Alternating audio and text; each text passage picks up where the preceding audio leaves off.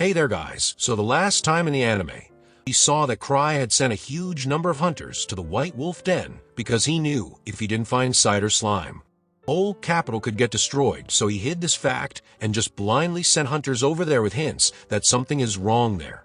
And the funny part was that even the hunter believes that Cry knows the future. That's why he sent them over, believing in that Seven was leading the whole team, and at night, some slime-like monsters did attack on their team. Their Cider came to the scene.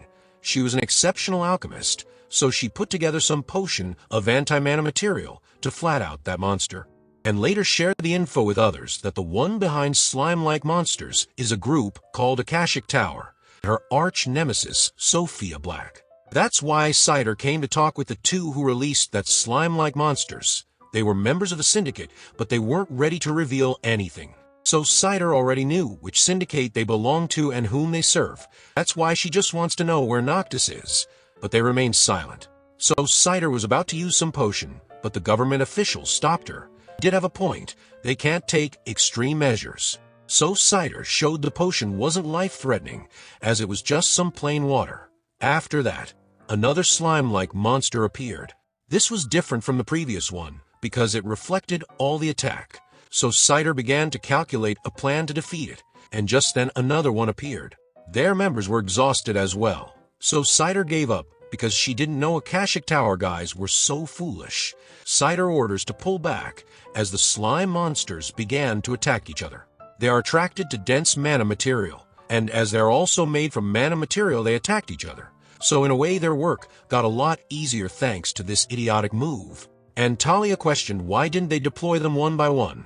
Those criminals thought she's Sophia Black in disguise. So later Sophia told her companions they should have deployed the slime one after another, like she had instructed them to. Flick was desperate to prove himself, and released them all at once. And to add more trouble, Cider had joined the team with Gark, and that they had caught two of their members, so they were at risk of exposure. Which is why Sophia told them to release their Malice Eater to lure the hunter in and annihilate them all at once. For this, Sophia put Flick at work again, and he accepted it to make his mistake right. At that time, Talia saw Cider at work. Talia studies under her, and knew just how exceptional Cider is in the alchemy, and aspires to become just like her. But she can't match up to that innate talent of hers. Then, after some time, Cider came out with a calculation she did of where the syndicate base must be. And the hostages' reaction seems like her calculation are right on the money, and they called out to Sophia. It was the first time everyone heard that name. So Cider tells them it's the name of her arch-nemesis. So unless they get Noctis and Sophia, their research plan will move forward. So Cider was bent on capturing them. And at that time, Cry finally gave up as Liz was throwing a tantrum like a kid to go to the White Wolf Den to enjoy the fight. So while Cry is escorting Liz, Flick attacks Cider and her team with Malice Eater. Everyone were down on the ground from that attack, but only Cider was left unaffected, so Flick was going insane, as how it happened, and taking that chance. Cider used a healing water gun to heal Seven, and he jumps right at the Malice Eater and Flick. Their Gark came in to help the guy out, so now Flick was out of the picture as well. Then Noctis thought of releasing their trump card now, and just then Cider and others arrived at the gates of the Syndicate's hideout. So Gark and others engaged in a fight with the outer guards, and Noctis activated the Akasa robot, aka the trump card, and Seven got injured by a Malice Eater. So their Liz came in and took out Seven, and others were relieved that reinforcement had arrived. Liz had left behind Cry and Tio in the woods. Their Tio sensed a group of people surrounding them. But Cry took it lightly and told Tio to relax, because he thinks they could be animals, so he wants peace and left. And on the other side, Akasha robot was becoming a pain. And Liz was taking out the Malice Eaters first. After that, she went for the robot using her speed to attack it non-stop. Nothing happens to it, so Liz once again tried to attack it, but suffered a hit, because it got range attacks on him. So Cider realized Liz couldn't beat the robot, because she's a speed-type attacker, and the robot is an endurance type. So she considered waiting until it runs out of mana. But Liz couldn't accept that plan and attacked again, throwing him off balance. So Gark struck its leg to knock it down, but his thruster saved it from the fall. So Liz gave up fighting it, and their Cry appeared, watching him. The robot tried to attack Cry, but a moment of lapse, and the robot goes back flying. No one understood what happened. and Liz threatened Tio to back off. Since then, Robot was shut down, and the Akashic guys escaped. So Liz was enjoying her pretty massage, and Cry asked Cider about her enemy Noctis and Sophia. But Citri decided to settle the score herself. At that time, Noctis heard that Sophia had disguised herself and joined the enemies. So Noctis was worried if Cry had noticed her, given how he had found out their secret base and his men in the woods. Yet he let them escape both of the times. So Noctis decided to leave his kingdom to continue their research and orders to bring Sophia back. On the other hand, Cry told Grek and the official that he knows nothing about this Akashic matter. Gark was angry because Cry was the one who gave them the hint on them. That's why Cry asked them to talk with Cider. She knows more than him.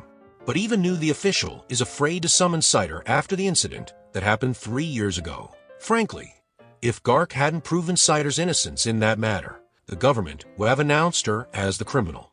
Gark and everyone believed Citri could never dirty her hands.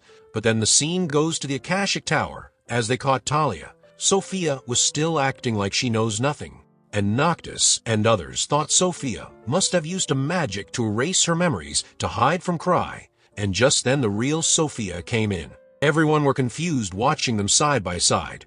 So Sophia told them to look closer. Her size is slightly bigger than Talia. But she had actually disguised herself as Talia in order to infiltrate the Akashic Tower. Cider was Sophia all along. Citri cleared up that she had never betrayed them. She joined the group out of admiration for Noctis, and his research and talent were quite awesome. So she played along until now. But Cider noticed when Cry left them all was a warning to her that she should leave this and get back home. Cider believes Cry knows everything, which is why he put together this whole fake play to hide Cider's involvement. So when he arrived, Citri was the one who turned off that robot. But nonetheless, all the research papers and material were confiscated, and everyone here is now branded as criminal. Yet Cider's safe, which ticks Noctis off and calls her Deep Black. Cider doesn't like that nickname, so first she apologized to Talia for getting her tangled up in this. But from now on, Cider planned to bury Sophia and put all blamed on Noctis. So Flick tried to use Malice Eater, but they were loyal subjects of Cider. So seeing that Noctis stood up and attacked Cider, but Noctis couldn't believe it that Cider was fine from frontal attack. So Citri revealed she has her slime with her. She made it that could eat mana material, meaning it could devour anything in this world. But Citri doesn't care, as long as her curiosity of testing it out is fulfilled. So other mages gives an opening for Noctis to save his life, while they stayed behind to hold Cider back. But Citri had a chimera she had created, a maniac for killing, and even name it Killium. So Citri wiped out the whole syndicate and reported it back to Cry. Cry had no idea what she talked about.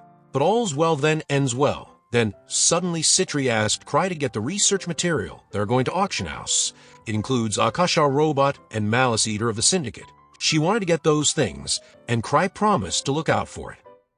But this is where our episode 8 and 9 ends. Yet stay tuned to watch more of its episode on my channel. And for that, subscribe the channel, and hit the bell icon to never miss an update. Till then, take care.